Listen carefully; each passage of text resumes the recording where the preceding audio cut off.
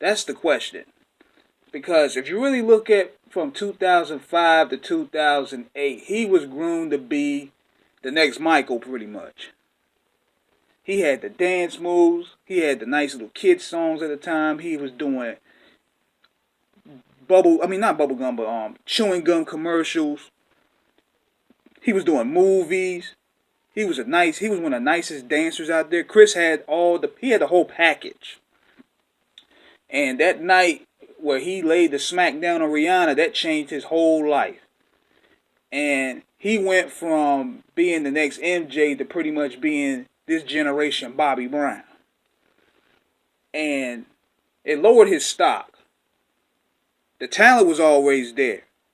Chris is just talented. Let's just be clear. Chris is very talented.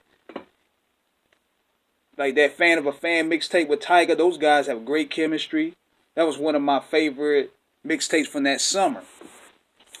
But the problem is with Chris is he's talented. He's one of the nicest hooksmen out there.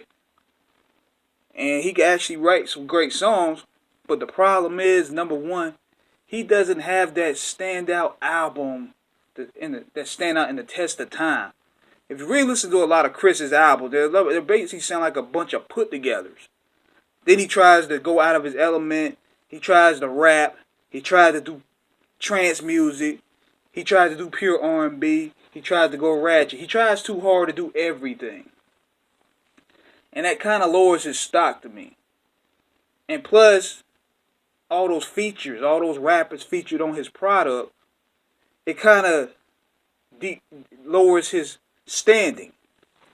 But see, what I said about Chris is he needs that one producer that's going to make him sit his ass down, get out the streets, and just put together a banger. Because Michael had Quincy. They did Off the Wall, and they did Thriller, and they did Bad. And look at the magic that they came out with. And Chris, he doesn't really have that. What Chris needs is that producer to bring out his true sound, to bring his true talents out. Because his album, like, he has a lot of hot songs. He has a lot of classic songs. I mean, not classic songs, but hot songs. Some classics. He even made a Lil Dicky song sound hot. He's very creative. But he don't have that one album yet. And he can make it. He can perform. He can make that one album that's going to stand out in the test of time. But who can bring it out of him? Because for one, you don't have R&B producers that can really do it. I'm thinking maybe DJ Mustard. He sound real great off the Freaky Friday joint. DJ Mustard can bring a good album out of Chris Brown. I was going to say Kanye West because they're both estranged geniuses in two different worlds, but Kanye's too far out. He's too far out there. Let's be honest. He's gone. His mind isn't even on music anymore. But with Chris, he's lucky that the weight class of R&B has been pretty much been weakened for the past decade. And it's to the point where a guy like Jacquees could come out there and claim to be king, but there's no competition. No real competition. And we don't even know we don't know ourselves if Chris is really king. He's more visible. He has a lot of hits. But king, that still may have to go to R. Kelly. Because R. Kelly, regardless of his personal life, the man has made out music that transitioned everywhere.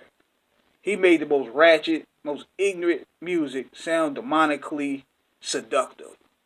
That's a gift you could have. R. Kelly literally made a 20-minute song listenable. And people don't have an attention span that of a dead goldfish. But yet, R. Kelly can make you listen to a song for 20 straight minutes and don't even turn it off. So with this video here, my question is Chris Brown even himself fit to be king? We talking about Jacquees, and everybody want to give it to Breezy, but do Breezy have the catalog? Do Breezy have the The stage presence, does he have all the tangibles to claim king? This is King Eric the Great signing off. Subscribe to the Off the Cuff Radio page and tune in tomorrow night for the show.